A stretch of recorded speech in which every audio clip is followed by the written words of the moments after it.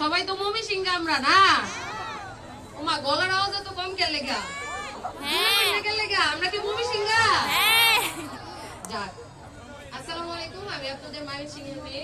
আমি হচ্ছি সৈয়দ নজরুল ইসলাম কলেজের স্টুডেন্ট এবং সেই সাথে এখন আমি সোশ্যাল প্ল্যাটফর্মে কাজ করছি। সেখানে আমার পেজের নাম হচ্ছে মমি সিংহা তরুণী। আজকে যদি আপনারা সবাই যারা চিনেন, আমি অলরেডি আমার অনেক ফ্যান ফলোয়ারদের দেখতে পাচ্ছি এবং আরো অনেকেই আছে যারা এখনো দেখা হয়নি। অনেক সময় হয় না যে অনেকে ফেসবুকটা পছন্দ করেন না বা দেখেন বাট জানেন না যে আপনাদের ময়মনসিংহেরই একটা মেয়ে বা আপনাদের মমি সিংহা একটা ফেরি পুরা ফেসবুকে ময়মনসিংহকে রিপ্রেজেন্ট করছে। তো আপনাদের প্রতি একটা প্রত্যাশা থাকবে, আজকে ফেসবুকটা খুলে যা সার্চ দিবেন মমি সিংহা তন্নি 2, 1 নাম্বার পেজটা আমার হ্যাক হয়ে গেছে, তাহলেই দেখতে পারবেন। বিশেষ করে আমি বিটিভিতে আমাদের ময়মনসিংহের যে ময়মনসিংহের যেই ভালো দিকগুলো আছে, আমি যখন ঢাকা বিশ্ববিদ্যালয়ে পড়াশোনা করতাম তখন আমি ফার্স্ট ইয়ার থেকে ডিবেট করতাম। অনেকেই আমাকে চিনেন, অনেকেই আমাকে চিনেন না।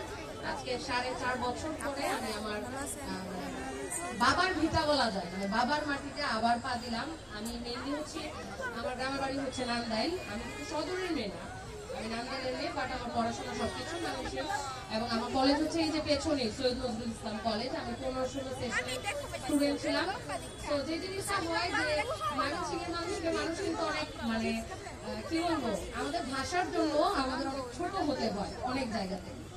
আমার যে টার্গেটটা ছিল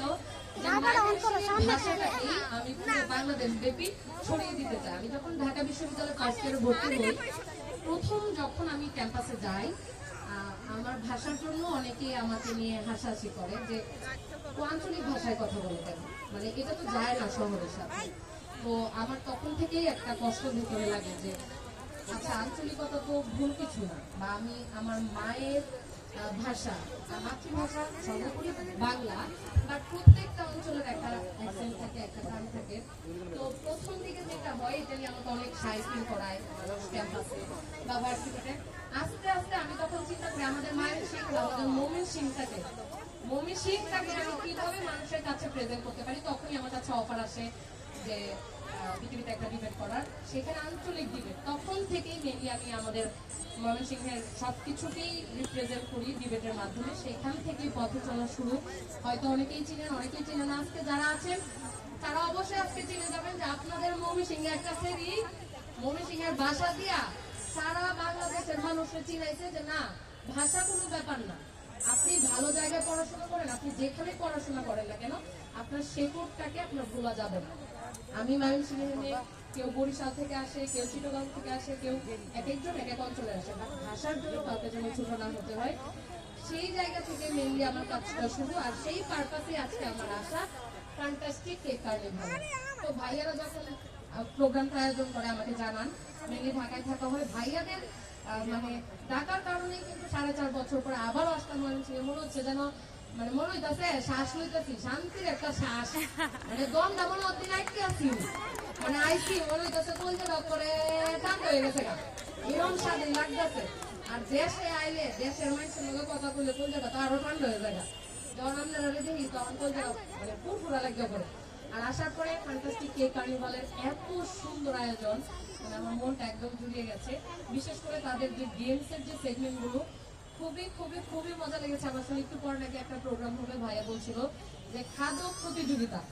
আমি খেতে পারে ভাই, আমি কি অ্যাটেন্ড করতে পারবো না? আচ্ছা, আমিও করতে পারবো। আমি কিন্তু শুকনা হলে কি হবে, আমি কিন্তু প্রচুর খাইতে পারি।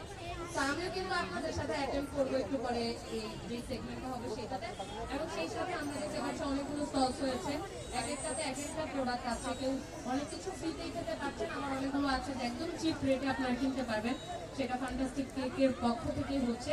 তো আমরা সবাই মিলে এনজয় করবো এবং একটু পরে যে প্রোগ্রামটা হবে সেই প্রোগ্রামে আমরা প্রচুর প্রচুর প্রচুর মজা করবো। আর যেই বেশি খাইতে পারেন খায়েন না, আমি একটু খায় ফার্স্ট হয়ে যাই প্লিজ। আবার কোন দিন না বুঝলেন না, প্রোগ্রামটা যাতে আমি জিততে যেতে পারি। হ্যাঁ, দোয়া করেন সবাই, ভালো থাকবেন। আছি আপনাদের সাথে রাত 9টা পর্যন্ত। আগামীকালও থাকবে আমাদের প্রোগ্রাম। আজকে শুরু, 2 দিন ব্যাপী আমাদের প্রোগ্রামটা হচ্ছে।